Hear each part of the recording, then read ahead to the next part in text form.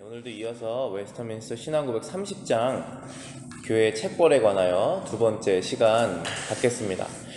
2절 제가 읽어드릴게요.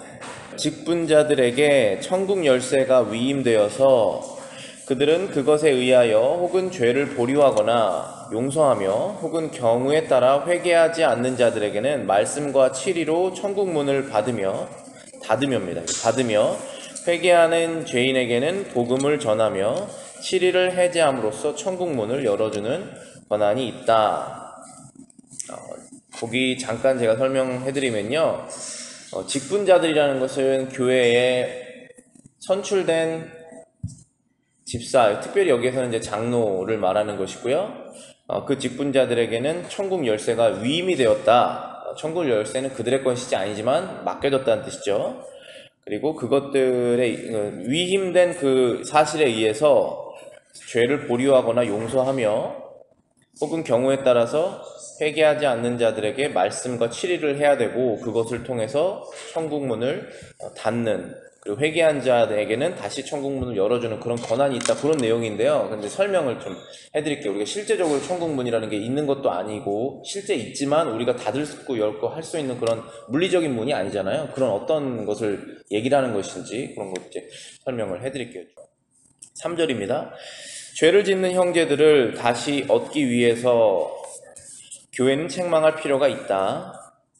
또 다른 사람들이 같은 죄를 짓지 않도록 막으며 누룩이 온 떡덩어리를 더럽히지 않도록 그 누룩을 제거하며 그리스도의 명예와 복음에 대한 거룩한 고백을 옹호하며 하나님의 공정한 진노가 교회에 내리지 않도록 미리 막기 위해서 교회는 치리할 필요가 있다. 완고하고 악명이 자자한 죄인이 하나님의 언약과 그 인치신 것을 모독해도 교회가 내버릴 때에 하나님의 진노가 교회에 내릴 수 있다. 자, 여기 3절에서 말씀하고 있는 내용은 교회에 책망이 필요한 이유는, 그 목적이 죄 지은 형제를 다시 얻기 위해서 하는 것이다 라는 내용이죠. 그리고 같은 죄를 계속적으로 반복하지 않도록 하는 것, 그것이고, 그리고 같은 죄를 계속 반복하게 되면은 교회 안에 그 똑같은 문제가 계속 반복적이 돼서 교회가 한 큰 떡덩어리라고 한다면 금방 상하게 되기 때문에 그것을 제거하는 것이 필요가 있다, 그런 내용입니다. 그리스도의 명예와 복음에 대한 거룩한 고백을 옹호하며 하나님의 공정한 진노가 교회에 내리지 않도록 미리 막기 위해서 교회를 치리할 필요가 있다. 그러니까 교회 직분자들은 성도 한 명 한 명을 보호하지만 그 성도 한 명 한 명이 모여있는 교회를 보호해야 되거든요. 교회에 그러면은 결국은 보호를 어떻게 해야 되냐면, 하나님께서 축복을 내리시는 것을 계속 받게 하고 하나님께서 정죄하시는 것을 미리 막을 수 있도록 교회가 가는 방향을 책벌받지 않는 방향으로 계속 돌려놓는 것이잖아요. 그런데 직분자와 교회 교직자가 그것을 하지 않으면 우리는 양 같아서, 어리석은 양 같아서 길을 잃어서 다른 데로 가버린단 말이에요. 어리석어서 그러기도 하고 악해서 그러기도 하고. 그래서 미리 그것을 막는 데 책벌의 의무가 있고 목적이 있다, 그런 뜻입니다. 완고하고 악명이 자자한 죄인이 하나님의 언약과 그 인치신 것을 모독해도 교회가 내버려둘 때 하나님의 진노가 교회에 내릴 수 있다. 하나님의 진노가 교회에 내려질 수 있다는 사실은 워낙 구약 성경에서 많이 다뤄졌던 내용이고, 소선지서 저희가 오후 예배 때 나가는데 내용 보시면은 다 하나님께서 이스라엘을 징계하실 것이다라는 내용이 거의 대부분이거든요. 그 뜻은 하나님의 자녀가 하나님의 뜻대로 살지 아니하면, 하나님의 자녀라면 반드시 책벌이 있을 것이다. 그러니까 미리 그것을 하지 말아라는 내용이 대부분이거든요. 그래서 그것을 교역자가 해야 된다는 것입니다. 그래서 저도 교역자로서 그것을 게을리 하다 보면 어느 순간 그 성도 또 그 교회에게 하나님의 책벌이 임해지는 것들을 경험하게 되거든요. 그래서 그거를 미리미리 막아야 되는 것이 우리 부모의 역할이고 또 교회의 직분자의 역할이다라는 것입니다. 4절입니다. 여러 가지 목적을 잘 달성하기 위해서 교직자들은 죄의 성질과 당자의 결점에 따라 혹은 충고하고 혹은 성찬 참여를 일시금하며 혹은 교회에서 출교해야 된다. 여기 세 가지 내용이 있습니다. 이렇게 순차적으로 교회 책벌을 해야 된다, 그런 내용입니다. 여기 1번부터 제가 문장으로 정리되어 있는 부분 보시면은 오늘 저희가 다루는 내용을 확실히 이해하실 것이에요. 1번 제가 읽어보겠습니다. 그리스도의 양무리에 가입시켜 우리에서 제거하며 또 교회 원들을 치리하기 위해서 교회에 부여된 권력의 성질과 범위에 대해서 가르치고 있다. 그러니까 지금 여기 모여있는 저희가 양이라면 보이지 않는 우리가 있어요. 우리. 그 우리에는 문이 하나라고 써 있어요. 문이 하나. 근데 그 문을 통해서 들어올 수도 있고, 우리가 대부분 울타리가 낮잖아요. 그래서 뛰어넘을 수도 있어요. 사람이, 양이. 그런데 반드시 그 문으로 들어와야지 진짜 양이다라고 말씀하세요. 근데 그 문은 무엇이냐? 그 문은 예수님이에요. 예수님을 믿는 믿음을 통해서 그 문에 들어와야 돼요. 근데 교회의 문턱은 굉장히 낮아요. 누구든지 들어올 수 있습니다. 그런데 그 사람이 예수님을 믿는 믿음을 통해서 들어오신 분이 참 양이라는 거예요. 그러면은 그 문 관리를 누가 하느냐? 지금 여기 예수님께서 영으로는 함께 계시지만 몸으로 함께 계시지 않잖아요. 그렇기 때문에 그걸 누가 하느냐를 얘기를 하는 거예요, 지금. 그럼 누가 하느냐 하면 여러분이 선출하신 장로님이 하시는 거예요. 그게 교회의 직분자예요. 그 직분자가 갖고 있는 권력이 세상 권력이 아니에요. 아무런 힘이 없습니다. 싸우고 나가면 끝이에요, 교회는. 그런데 영적인 책임이 있기 때문에 영적인 것을 담당하는 거예요. 어떤 문제가 생겨서 세상 법정까지 가는 거는 다른 얘기예요. 그것도 교회에서 하지 말라고 써 있어요, 성경에서. 우리가 세상 법정보다 위에 있는 존재이기 때문에. 그래서 이 직분자들은 양 무리에 누구를 가입시키고 누구를 가입시키지 않는지 그것을 해야 된다는 거예요. 사실 세상 사람들은 아무런 중요하게 생각하지 않는 내용이에요. 그냥 교회 가고 싶으면 가고 안 가고 싶으면 안 가고 마음에 안 들면 다른 교회를 가는 것이 그렇게 하는 것이겠구나라고 세상 사람들은 생각하잖아요. 그런데 참 교인들은, 그리고 좋은 교회를 우리가 다니다 보면은 깨닫게 되는 것이 중요한 것이구나 라는 걸 알게 된다는 거예요.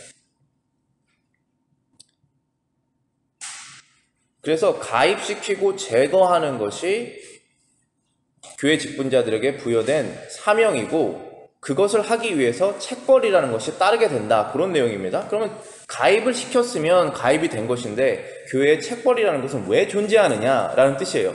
어떤 것에 대해서 책벌을 하고 안 하는 것이냐 하면은 교회의 교리들, 예배, 교회 법, 성찬, 세례에 관한 것들이다 라는 것입니다. 교회에서 어떤 것을 믿는지 어떤 것을 믿지 않는지. 자, 여러분들이 다 성인이시잖아요. 여러분들의 삶 여러분이 결정하시죠? 그렇지만 교회에는 교회가 믿는 일반적인 교리가 있습니다. 그래서 내 생각에 교회는 이렇게 운영해야 된다 라고 하면 그렇게 생각하시는 분들끼리 모이는 거예요. 그게 교단이에요. 근데 그걸 하나로 뭉쳐보자, 그건 불가능해요. 천국에는 그럼 교단이 하나냐? 하나입니다. 왜 그럴까요? 확실한 다스리는 분, 죄 없는 성도가 있기 때문에 천국에는 하나예요. 그런데 세상에는 그렇게 될 수가 없어요. 불가능해요. 그렇게 되려고 만들면 문제가 생깁니다. 오히려. 그게 천주교예요. 그래서 교리법들, 교회의 법들은 교회마다 다 다를 수밖에 없어요. 그런데 그것을 그러면은 내가 그 법을 인정하느냐 해서 들어오는 거예요. 이거는 상식적이고 이것은 성경적이니까 내가 자발적으로 원해서 들어오는 거예요. 그리고 자발적으로 걸어나가는 거예요. 그래서 모든 것이 자발적이지만 그렇지만 정해진 룰은 있다라는 것입니다. 2번 보실게요. 하나님께서 어떤 사람에게도 선인과 악인을 오류 없이 식별하는 능력을 주지 않으셨다. 하나님께서 어떠한 사람에게도 이 사람이 천국에 들어갈 사람인지 이 사람이 지옥에 갈 사람인지 식별할 수 있는 능력을 안 주셨어요. 능력 없습니다. 아무도 없어요. 그렇기 때문에 확실한 건 없지만 동시에 그 양무리에 드리고 제거하는 의무를 또 주셨어요. 그렇기 때문에 그 두 가지를 잘 생각해서 지혜롭게 해야 되는 거예요. 이 교역자들은. 세 번째입니다. 교회의 치리는 단순히 그리스도의 마음과 뜻이 무엇이라고 생각한다고 언명할 뿐이다. 그리스도께서 원하시는 것이 이것입니다. 나는 내 양심상 그렇게 믿습니다라고 말할 뿐이에요. 제가 교육자로서 성경에서는 이렇게 말하고 있습니다. 그런데 성도님 상황상 그것이 이렇게 적용되는 게 맞는 것 같습니다라고 말씀드릴 뿐이에요. 그걸 받아들이시면 우리 같이 성장하는 거고, 못 받아들이시면 힘들어지는 거예요. 2번입니다. 7위의 목적, 교회의 순수성, 따라서 하나님의 영광과 존경. 그럼 7위를 하는 것의 목적은 무엇이냐 하면 교회를 순수하게 만들어야 되기 때문이에요. 교회는 세상 한복판에 존재해요. 우리는 크리스천으로서 세상에 나가서 일을 하는 존재들이에요. 그 순수성을 어떻게 지키십니까? 예수님의 말씀과 기도로서 순수성을 지키잖아요. 말씀과 기도 없이 순수성을 지킬 수 있는 능력 있는 사람이 세상에 한 명이라도 있습니까? 없잖아요. 교회도 마찬가지거든요. 그 교회의 순수성을 지키기 위해서 7위는 해야 된다라는 것. 두 번째입니다. 죄를 범하는 형제를 돌아오게 하는 것. 다른 사람이 같은 죄를 짓지 않도록 막는 것. 7위의 목적은 죄를 범한 형제를 다시 찾아오고 그리고 같은 죄를 반복하지 않기 위해서 그것을 하는 것이다. 세 번째입니다. 교회 밖 세상의 의로움을 보이며 원칙에 대한 충성을 보이는 것이다. 교회 밖에 의로움을 보이고 원칙에 충성을 보인다는 것은 저희가 하나님 앞에서 사는 사람이죠. 그래서 코람데오라고 그러는데 누가 보든 보지 않든 내 자신을 속이지 않고 하나님 앞에서 사는 거예요. 그래서 하나님 앞에서 사는 건데 그렇지만 세상 앞에서도 사는 겁니다.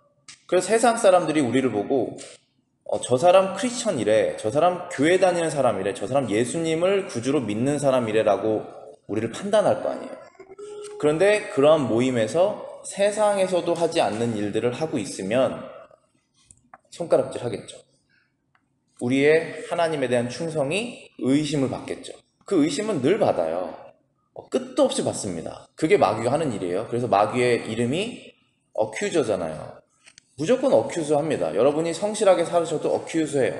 어쨌든 세상에도 우리의 원칙을 지키는 모습을 보여줘야 되기 때문에 이 7위는 반드시 필요하다는 내용입니다. 뒷장 넘어가 보실게요.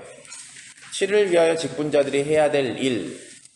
첫 번째, 7위 전에 우선 도덕적 설득 방법을 다 해야 된다. 7위가 들어가기 전에 설득을 먼저 해야 돼요. 1대1로. 그래서 그 사람의 삶의 방향을 계속 그렇게 나가다 보면 하나님께 큰 징벌을 받는다. 그러니까 가지 말아라. 그리고 계속 그렇게 가다 보면 당신으로 인해서 당신의 그 악한 행실이 교회에 영향을 미친다. 그래서 다른 사람들, 특별히 어린아이들부터 시작해서 신앙이 약한 사람들이 저렇게 해도 크리스천인가 보다 라고 해서 따라간다. 그러니까 당신 문제가 아니라 이 교회 문제다까지 말을 해야 되는 거예요. 그래서 설득을 먼저 해야 돼요. 그 다음 두 번째는 7위를 행해야 될 때 질서 정연하게 해야 된다. 감정적으로 하면 안 돼요. 주먹국으로 하는 것도 아니고 질서 정연하게 법칙대로 해야 되는 거예요. 세 번째입니다. 그 순서는 사적인 충고, 개인적으로 가서 충고를 하고 가까이 있는 성도가 알잖아요. 목사보다도 성도들끼리 더 친하게 지내셔야지 되잖아요. 원래는 더 가깝게 지내잖아요. 다 가깝게 지내다 보면은 서로의 그런 삶의 문제를 알게 돼요. 주님 안에서 형제 자매이기 때문에 예수님이 그거 싫어하신다라고 말할 수 있어야 돼요. 그런 관계까지 여러분이 가셔야 되는 거예요. 저만 하는 게 아니라. 그게 진짜 주님 안에서 가족이에요. 그런데 그렇게 됐을 때 저 사람이 나를 진짜 사랑하는 사람이구나, 그래서 그 말을 했구나 하면 그건 아름다운 관계가 형성이 되는 거예요. 그래서 내가 이거 그만해야겠다, 이렇게 행동하는 거, 그리고 돌아오는 거예요. 그런데 그 사람이 대부분 얘기를 들으면은 완고합니다. 교만하고 어리석고 딱딱한 마음이 있어요. 그래서 화가 나요. 그래서 그걸 지키지 않아요. 더 갑니다. 한 발, 오히려 더 가요. 그때는 공적 충고를 해야 돼요. 그 분이 교회에 오셔서 말씀을 하셔야 돼요. 여러분들 다 주님의 자녀잖아요. 예수님께 얘기하는 거예요. 이러한 성도가 있는데 이러한 이렇게 가다 보면 그 사람 곧 큰 문제에 빠지게 될 것 같습니다. 낭떠러지로 떨어지고 있습니다. 장로님들한테 말을 하셔야 돼요. 그래서 장로님들이 같이 가서 사적으로 또 만나야 돼요. 그래서 우리 같이 회개하고 같이 기도하고 다시 삶의 방향을 고쳐보자. 진짜 크리스천의 삶을 살자. 그게 공적 충고. 근데 그걸 했는데도 말을 듣지 않으면은 그 다음으로 넘어가는 거예요. 그 다음으로 넘어가고 마지막에는 이제 출교가 있습니다. 출교라는 것은 교인이 아니다, 성도가 아니다, 천국에 들어가지 못하는 사람으로 지금은 여겨진다라고 교인의 명부에서 지우는 거예요. 저희도 교인 명부가 있거든요. 세상에서는 아무도 신경 쓰지 않는 명부예요. 그런데 그 명부가 있어요. 하나님께서는 그 명부를 보시겠죠. 그래서 거기에서 이름을 지우는 거예요. 거기가 이제 마지막 단계예요. 그럼 이러한 내용들이 성경에서 어디 나왔는지 우리 잠깐 살펴보실게요. 마태복음 16장 19절입니다. 내가 천국 열쇠를 네게 주리니 내가 땅에서 무엇이든지 매면 하늘에서도 매일 것이요 내가 땅에서 무엇이든지 풀면 하늘에서도 풀리리라. 자, 이거 누가 누구에게 하신 말씀인지 아시나요? 예수님께서 베드로에게 하신 말씀이세요. 천국 열쇠를 너에게 주겠다라는 뜻은 베드로 한 명에게 주신다는 뜻이 아니라 사도들에게 주신다는 뜻이고, 천국 열쇠를 주고 하늘에서 여기서 물면 하늘에서 열리고 닫으면 하늘에서 닫힌다라는 것이 그 열쇠를 맡은 사람들이 너희다 라고 그 의무를 부여하시고 동시에 능력도 부여하시는 그러한 내용이죠. 마태복음 18장 12절부터 20절입니다. 교회의 권징, 책벌을 할 때, 다룰 때 제일 많이 인용하는 그런 구절이에요. 중요한 구절이니까 잘 한번 따라와 보세요. 제가 읽어드릴게요. 마태복음 18장 12절부터 20절입니다. 너희 생각에는 어떠하냐? 만일 어떤 사람이 양 100마리가 있는데 그 중에 하나가 길을 잃었으면 그 99마리를 산에 두고 가서 길 잃은 양을 찾지 않겠느냐? 진실로 너에게 이르노니 만일 찾으면 길을 잃지 아니한 99마리보다 이것을 더 기뻐하리라. 예수님께서 지금 하신 말씀이에요. 99마리의 100마리의 양이 있는데 한 마리가 길을 잃었으면 99마리 있으니까 한 마리 그냥 버리자 할 목자가 어디 있느냐라는 거예요. 아무도 그런 목자가 없죠. 그래서 한 마리를 반드시 찾을 것이다 라는 것입니다. 그런 장로를 여러분들이 뽑으셔야 돼요. 그러한 목사가 저도 돼야 되고, 이 정도 있으니까 그 사람 없어져도 상관없다고 하면 그거 슬픈 얘기잖아요. 그러니까 여러분들이 그러한 신앙을 가지시고 또 그러한 장로를 나중에 뽑으시고 또 제가 그런 목사가 될 수 있도록 기도해 주셔야 되는 거예요. 그 한 마리를 찾으러 갈 것이고 그 참 목자는 그리고 반드시 찾아낼 것이고 찾으면 엄청 기뻐할 것이다. 99마리 있는 것보다. 이렇게 말씀하셨죠? 그리고 이 말씀을 하신 다음에 바로 뒤 이어서 14절부터 이런 말씀하십니다. 이와 같이 작은 자 중에 하나라도 잃는 것은 하늘에 계신 너희 아버지의 뜻이 아니니라. 자, 우리는 하나님의 뜻대로 사는 거예요. 한 명이라도 잃지 않는 것이 하나님의 뜻이기 때문에 반드시 그 사람을 찾아내야 된다라는 것이 우리도 가져야 될 마음이라는 것입니다. 15절입니다. 내 형제가 죄를 범하거든. 여기서 이제 길을 잃었다는 것이 무엇인지 설명하시는 거예요. 길을 잃었다는 것은 죄를 범했다는 것입니다. 자, 죄가 뭐예요, 여러분? 죄는 하나님께서 원하지 않는 삶을 사는 것입니다. 그 죄를 범하거든 가서 그 사람과만 상대하여 권고해라. 자, 1대1로 얘기하라는 거예요. 먼저 그 사람하고만. 만일 들으면 내가 내 형제를 얻은 것이니라. 형제를 얻기 위해서 이것을 해야 된다는 것입니다. 16절입니다. 만일 듣지 않거든 한두 사람을 데리고 가서 두세 증인의 입으로 말마다 확증하게 하라. 듣지 않으면 두세 사람을 데리고, 여기에선 이제 공적 치리가 되는 것이죠. 교회 대표자들과 같이 가서 얘기를 하는 거예요. 만일 그들의 말도 듣지 않거든 교회의 말하고 교회의 말도 듣지 않거든 이방인과 세리와 같이 여기라. 이방인과 세리는 교인이 아닌 사람을 대표적으로 말할 때 표현하는 단어죠. 그러니까 저 사람은 예수님 믿는 사람이 아니다라고 선을 그으라는 거예요. 이방인과 세리같이 여기라. 진실로 너희에게 이르노니 무엇이든지 너희가 땅에서 매면 하늘에서도 매일 것이요 무엇이든지 땅에서 풀면 하늘에서도 풀리리라. 여기서 똑같이 베드로에게 하신 말씀을 똑같이 하시죠. 여기서도 교회 직분자들에게 천국 열쇠를 위임하셨다는 말씀을 다시 하시는 것입니다. 19절입니다. 진실로 다시 너희에게 이르노니 너희 중에 두 사람이 땅에서 합심하여 무엇이든지 구하면 하늘에 계신 내 아버지께서 그들을 위하여 이루게 하시리라. 두세 사람이 내 이름으로 모인 곳에 나도 그들 중에 있으리라. 두세 사람이 모인 곳이 바로 거기가 교회가 되고 그 교회에서는 이러한 직분자와 그리고 천국 열쇠를 감당하는 역할을 하는 것들이 필요하다라는 것이에요.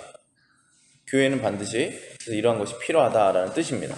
그리고 하나님께서 교회에 이 천국 열쇠를 주신 그 직분자들에게 주신 이유는 결국은 잃어버린 양을 찾아내기 위해서 주신 것이다라고 분명히 말씀하시죠. 분명히 그 양이 아닌 사람을 솎아내는 것도 그 역할이지만 더 큰 목적은 잃어버릴 수 있는 그 양을 찾아서 주님의 양무리로 들어오게 계속하는 것이 목적이라는 거예요. 고린도전서 5장 1절부터 13절입니다.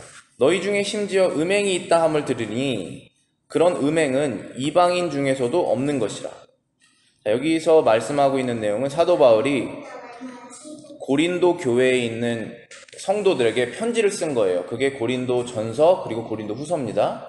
근데 고린도 교회에 문제가 많았어요. 고린도 교회에 이방인들도 하지 않는 죄를 고린도 교회 안에서 일어났다는 뜻입니다. 누가 그 아버지의 아내를 취하였다 하는도다. 바로 이 죄였어요. 그리하고도 너희가 오히려 교만하여져서 어찌하여 통한이 여기지 아니하고 그 일 행한 자를 너희 중에서 쫓아내지 아니하였느냐. 그 음란 죄를 저지른 자를 쫓아내지 않았다라는 것을 바울이 책망하고 있는 것입니다. 내가 실로 몸으로는 떠나 있으나 영으로는 함께 있어서 거기 있는 것 같이 이런 일을 행한 자를 이미 판단하였노라. 그러니까 바울이 멀리 떨어져 있지만 이미 그 일이 일어난 것을 알고 영적으로 판단했다라는 뜻입니다. 4절입니다. 주 예수의 이름으로 너희가 내 영과 함께 모여서 우리 주 예수의 능력으로 이런 자를 사탄에게 내어주었으니 이는 육신은 멸하고 영은 주 예수의 날에 구원을 받게 하려 함이니라. 자, 요 4절하고 5절 내용은 이런 자, 그러니까 이방인들도 하지 않는 그 음란죄를 고린도 교회 안에서 저지른 그 사람을 사탄에게 내어주었다라는 것은 교회 밖으로 몰아냈다는 뜻이에요. 그 이유는 그가 육신은 멸하고 영은 주 예수의 날에 구원을 받게 하려 함이니라. 그러니까 교회에서 그 한 명의 성도였죠. 지금도 성도이기를 바라는 마음에서 지금 계속 하는 것이고 그 사람을 쫓아낸다는 건 출교를 말하는 것인데요. 출교를 하는 것은 보이지 않는 양무리에서 쫓아냈다는 것이에요. 그래서 그가 육신으로는 부끄러움을 당하고 멸함을 당하지만 다시 회개하여서 마지막에 주 예수님께서 심판하시는 그날에 천국으로 들어갈 수 있도록 그를 내보냈다라는 것입니다. 그런데 그것을 행해야 된다는 것을 아는 교회가 올바른 교회예요. 그런 교회를 가셔야 돼요. 그런데 누군가를 한 명의 사랑스러운 성도를 출교시켰을 때는 그 사람이 그 죄를 끊고 다시 진정한 크리스찬으로 살기를 바라는 마음에서 출교시키는 거예요. 그것은 사랑하는 아들이 너무나 아버지의 말을 전혀 듣지 않고 계속적으로 자기 마음대로 살다 보면 아버지는 할 수 있는 도리가 없어요. 나가라고 할 수밖에 없어요. 그리고 그도 나가고 싶을 거예요. 나가다가 방탕한 삶을 살다가 탕자처럼 깨닫고 다시 돌아올 하나님의 그때를 우리가 기도하면서 보내는 거예요. 그게 출교의 원리입니다. 분명히 말씀하시잖아요. 여기 6절, 5절에서 주 예수의 날에 그 사람이 구원받기를 우리가 원하는 마음으로 그것을 한 것이다 라고 말씀하고 계시고 그것이 교회에서도 해야 되는 일이다 라고 저에게도 알려주시는 것입니다. 6절 보실게요. 너희가 자랑하는 것이 옳지 아니하도다. 적은 누룩이 온 덩어리에 퍼지는 것을 알지 못하느냐. 너희는 누룩 없는 자인데 새 덩어리가 되기 위하여 묵은 누룩을 내버리라. 우리의 유월절 양 곧 그리스도께서 희생되셨느니라. 자, 지금 이 모든 것을 해야 되는 이유는 예수님이 희생되셨기 때문에 하라는 거예요. 저와 여러분들이 죄를 짓지 않는 이유는 여러 가지 있으시죠? 여러분들, 내가 손해보지 않기 위해서, 내가 힘들어지지 않기 위해서, 내가 부끄럽지 않기 위해서 여러 가지 이유가 있으시죠? 그런데 그 이유의 끝을, 그럼 왜 부끄러워하지 않아야 되는데, 왜 손해보지 말아야 되는데, 왜 힘들어지지 말아야 되는데, 그 이유의 끝에 내 자신이 있으면 그건 올바른 동기가 아니에요. 그걸로는 안 돼요. 예수님께서 나를 위해 죽으셨기 때문에 나는 그걸 해야 된다라고 그 동기를 가야지 올바른 신앙의 벽돌을 하나씩 쌓으시는 거예요. 그래서 여기에서도 예수님께서 희생되셨기 때문에 그 누룩을 제해야 된다라는 것이에요. 이 누룩이라는 것은 결국은 죄죠. 그리고 여기 온 덩어리라는 것은 교회 모임이에요. 우리 교회 여기 모임에 그 죄가 떨어져서 금방 퍼져버리거든요. 그것을 제해버려야 된다라는 것입니다. 그것이 목적이에요. 그러니까 여러분이 한 명 한 명이 누룩을 더럽히는 분이 되시면 안 되잖아요. 그런 생각으로 신앙생활을 하셔야 돼요. 그렇게 하셔야지 어느 교회를 가시든지 여러분이 환영받는 성도가 되시는 거예요.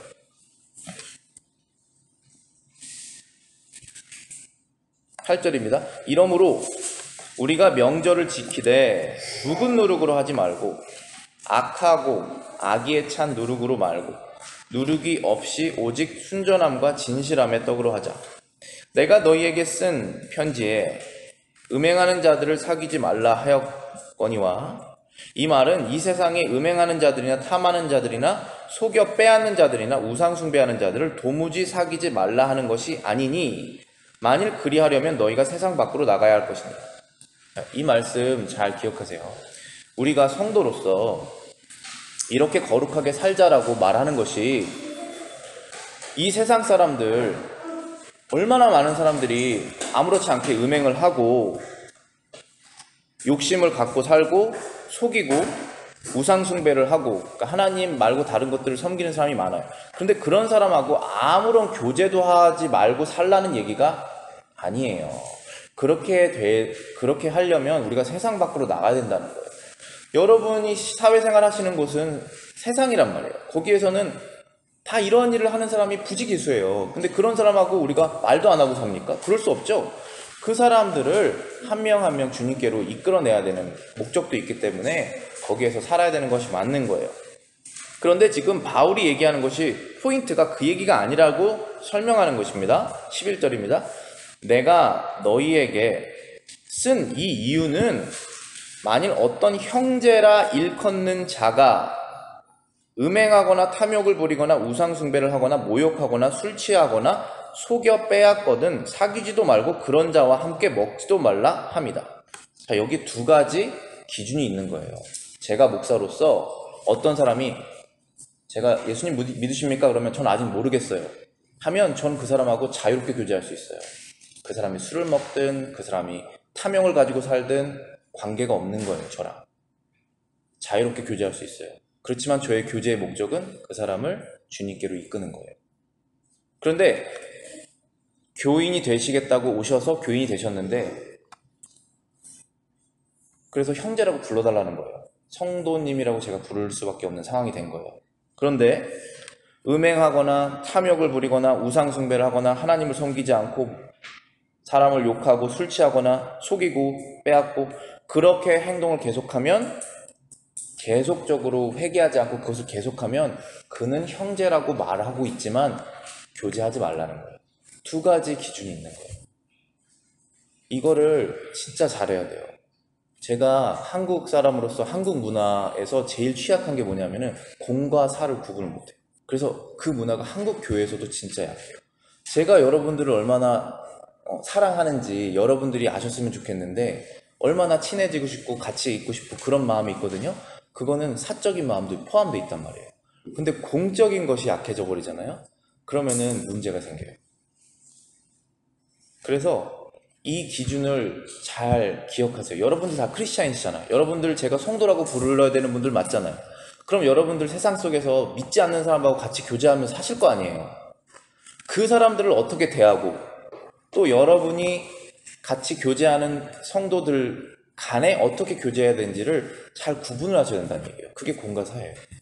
이거 못합니다. 그래가지고 문제가 생겨요. 교회에서 아무런 변화가 안 생깁니다. 성도들한테. 12절입니다. 밖에 있는 사람들은 판단하는 것이야 내가 무슨 상관이 있으리오마는 교회 안에 있는 사람들이야 너희가 판단하지 아니하리야. 밖에 있는 사람들 누굽니까? 예수 그리스도 밖에 있는 사람들은 내가 판단하지 않는다는 거예요. 사도 바울이. 그런데 교회 안에 있는 사람들은 내가 판단해야 된다는 거예요. 자, 13절입니다. 밖에 있는 사람들은 하나님이 심판하시려니와 이 악한 사람은 너희 중에서 내쫓으라. 밖에 있는 사람은 누가 심판하십니까? 예수 그리스도 밖에 있는 사람은 하나님이 심판하시는 거예요. 근데 여러분들 예수 그리스도 안에 계시잖아요. 그럼 교회가 심판해요. 둘 중에 하나예요. 자, 잘 기억하세요. 하나는, 첫 번째는 여러분이 크리스찬이 아니시면 하나님이 판단하실 거예요. 근데 여러분이 크리스찬이면 교회가 판단해야 돼요. 그런데 그 중간은 없어요. 믿는 자거나 믿지 않는 자, 그거밖에 없어요. 태어났거나 태어나지 않았거나 그거잖아요. 여러분이 믿음으로 다시 거듭나서 태어나셨으면 교회에서 판단 받으셔야 돼요. 그런데 내가 거듭났다고 말하면서 교회가 뭔데 나에게 판단하냐 하면 그건 여러분 세상으로 나가셔야 돼요. 차라리 반드시 교회가 판단하는 교회를 가셔야 돼요. 그래야 마지막에 예수님께 판단 안 받는 거예요, 우리가. 그런데 여러분께서 교회가 나를 판단하지 않는 교회를 찾아가시다 보면 그 교회가 밖에 있는 교회인 거예요. 그거를 잘 기억하셔서 우리가 자발적으로 예수님을 믿지만 교회 안에는 하나님의 영광을 위해서, 또 성도의 영혼을 위해서, 다른 성도들의 순수성을 위해서 교회 책벌이 반드시 필요하다는 것을 기억하시기를 바라겠습니다. 기도하고 마치겠습니다.